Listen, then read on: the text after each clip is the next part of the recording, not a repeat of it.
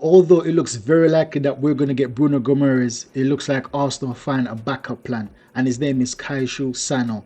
Now, this guy is a Japanese international, and he plays in defensive midfield, and sometimes he loves to get a bit forward as well. So for me, he's coming to sit ahead of the defensive line, right, and in front of the back four. That's where he's going to be sitting, defensive mid.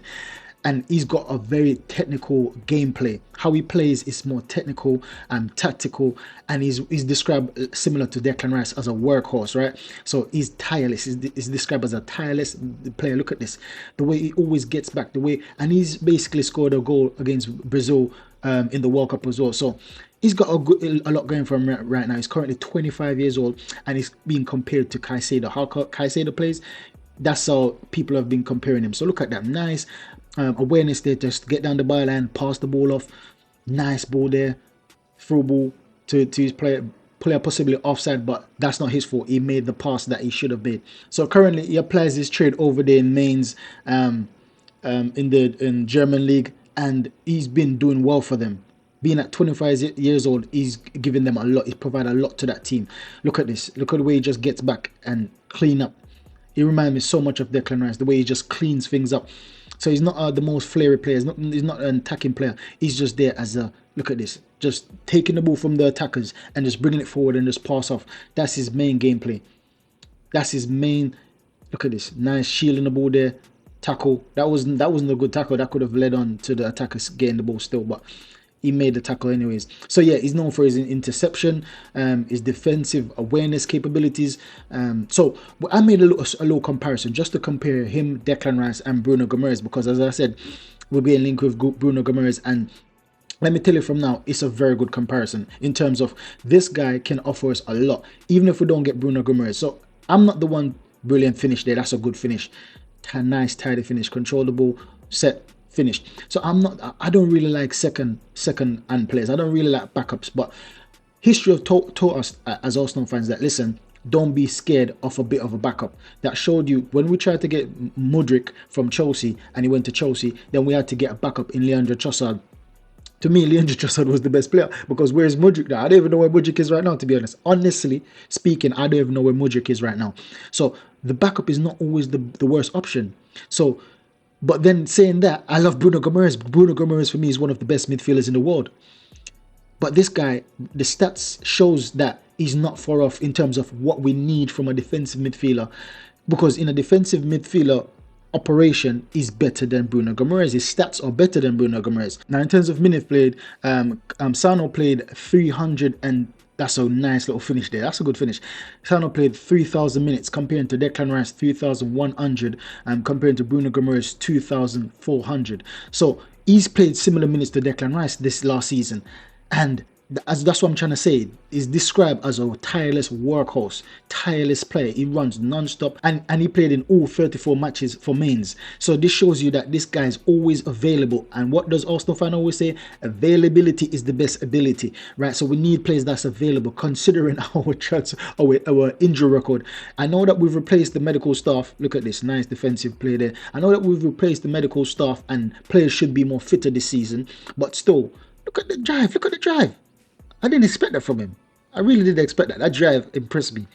Because as I said, just watching his stats, watching what his managers have been saying about him, he just sits in the defensive line, but he has the potential to drive.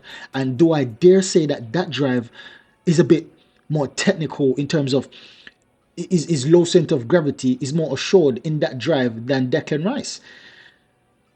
Because I rate Declan Rice as a player, but as a person that drives, sometimes he looks a bit off the pace when he drives, in terms of, because he's not fluid when he drives. He needs space to drive in. If he's in a close proximity to opposition players, he might lose the ball, right?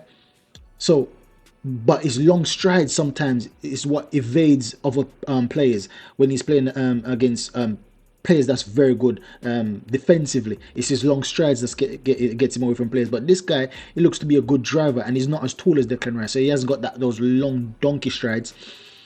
So he's impressed me with his strides. But anyways, going back to when you take a look at interception now, this guy's got 42 interception for the season. Declan Rice has 18, while Bruno Guimarães has 12. So this guy's basically tripled Bruno Guimarães in terms of the interception and almost doubling Declan Rice. That's what I'm trying to say. His defensive work play is very good. When you take a look at his tackling, he got 29 for the season. Declan Rice has 41. Bruno Guimarães has 22. So far he's better than he plays more matches than Bruno Guimarães, so he's more available, less injury. He's got more interception. He's got more tackles. Declan Rice beat him in tackling, but he's got more tackles than Bruno Guimarães. When you take a look at clearances, he has 84 clearances. Declan Rice has 125, right? And then when you take a look at Bruno Guimarães, he has 35. So once again, he's better than Bruno Guimarães in interception, in tackles, in clearances, and even in fouls, because he committed 13 fouls while Declan Rice committed 25. Bruno Guimarães committed 42 fouls. So that, and then when you take a look even the yellow cards, Bruno Guimarães has 6 yellow cards, Declan Rice has 3, and Sano has 1. So, and even in those leagues, it's easier to give away fouls in those leagues. So you know the Premier League is the hardest league in terms of the physicality. So it's harder to get a yellow card in the Premier League comparing to a Bundesliga. And he's only got 1. And he's a defensive mid. And Bruno Guimarães, we know that this guy has disciplinary issues. He's so ill-tempered sometimes. He's emotional, Bruno Guimarães sometimes. So he's got yellow 11 cards and committed 42 fouls. That's crazy. That's crazy. But that's something that I saw, that his stats are better than Bruno Guimarães in every single way in the defensive side of the game. Now, in the attacking side of the game, that's where Bruno Guimarães comes to life, I believe. Now, going forward, this is where I think Bruno Guimarães is better than Sano. Now, so in terms of passing completion, Sano had 84%, Declan Rice has 89%, and Bruno Guimarães has 87%. So Sano is the bottom of the list in passing completion.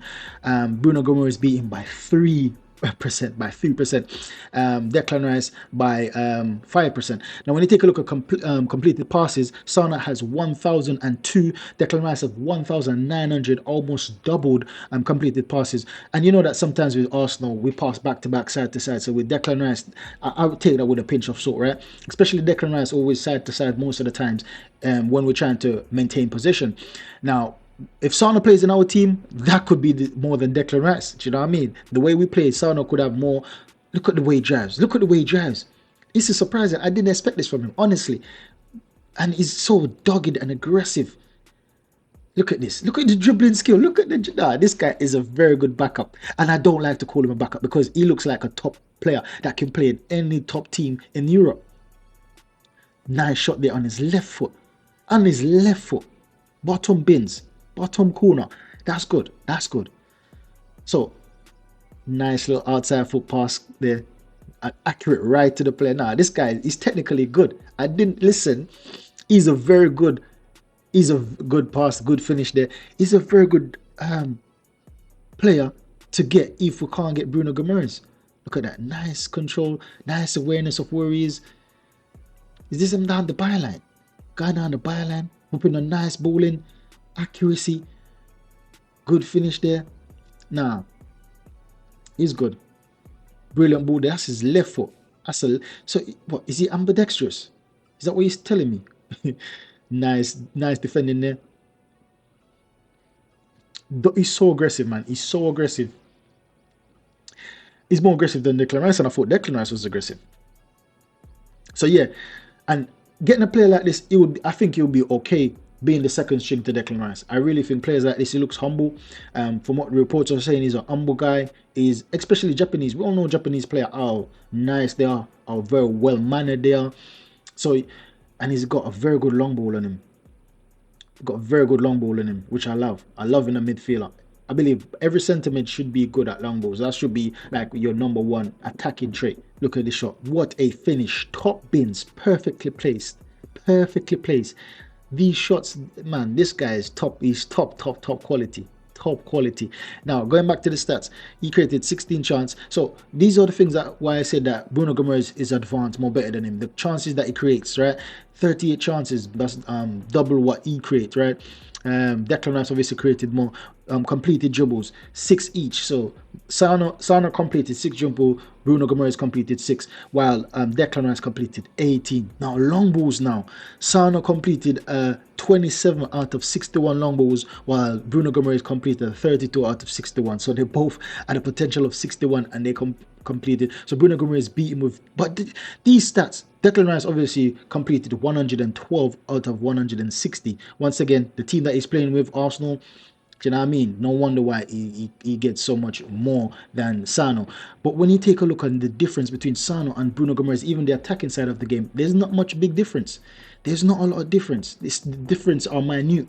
But when you compare the defensive work rate now of Sano and Bruno Guimarães, Sano is well ahead of Bruno Guimarães in terms of the defensive work rate, and the attacking side, even though Bruno is better, he's only slightly better than Sano. So these are, and he's younger. So Sano is younger than Bruno Guimarães. So this is, for me, is a very good option. And the reason why, as I said, I really love and respect Bruno Guimarães. He's one of my favorite players. But when it comes down to the main reason why I would say Bruno, it's not just because I love him and I respect him as one of the best midfielders in the world. One of the main reasons why I think Bruno will get the nod for me is the fact that he's Premier League proven.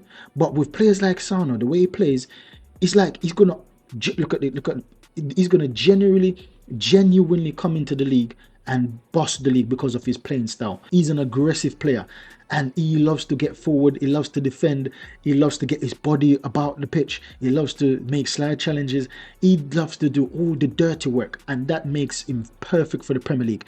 So with Sano, with Bruno, I'm saying that it's Premier League proven. That's the only difference I will have. But then with Sano, you can see that it will be Premier League proven. You can see the type of player he is, the dog in him, and you know that it will fit right in the Premier League. It will fit like a glove, right? That's how it will perfectly fit the Premier League. So now, when you take a look at the transfer market, we see that we're getting linked with Bruno now between 80 to 90 million euro, right? Plus add-ons. 80 to 90 million pounds plus add-ons. Now, when you take a look at Sano, is like 40 to 50 million euros. That's a massive, that's almost 50% difference in valuation, right? We can save 50%. We can save potentially 50 million pounds from getting Sano. And for me, the difference in qualities is not that far off. When you take a look at the eye test, he plays even similar to Bruno Guimarães. Is the similar height, similar stature, similar playing style, even though he's more compared to Caicedo, but it's very similar to Bruno Guimarães, and he's better defensive work in terms of work rate. He's similar in terms of the attacking side of the game. He's more disciplined than Bruno. I mean, he costs less than Bruno. He's younger than Bruno. So for me, this is not a bad option, and I understand why now we've been linked with a player like this, because he's top quality.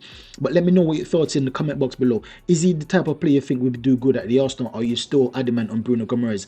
Bearing in mind that Chelsea is coming for every player. Chelsea, now I see Chelsea is getting linked with Bruno. So this is why I believe that Arsenal always have multiple options. Berta always working on multiple option, because you know, a team like Chelsea just watching everything. They watch us with Modric. They got Modric. It didn't work for them. They watch us now with Morgan Rogers. They got Morgan Rogers. Listen, I'm not wishing bad for any player. I hope it goes well for him, but I don't want it to go well for Chelsea. Do you know what I mean? One of them ones, because Chelsea, that's the type, that's their nature, and it's not just with the Arsenal. They copy most clubs. If a big team is getting linked with a player, that's when Chelsea was starting to look into them. They just sign anyone. There's no strategy. That's why they sign all these young players and don't play them, and then end up selling them on now. Yes, some of it is good business, but was that their intention in the first place, or was the intention to develop them at the club? Because if you're just getting players to sell them on, that club, there's no heart in that club. There's no soul in that club. It's just a business, right? And I don't know about anyone, but I don't want to support a club that's purely business. I want to support a club there's the soul of the club. Just like with Alien, we develop our own talents, we develop our own players, and then we can do what we want with them, right? But Chelsea just buy talents. It's just buy. But let me know your thoughts in the comment box below, guys. Make sure you like, comment, and share. Subscribe if you're not already subscribed. Big up yourself. Catch you next video.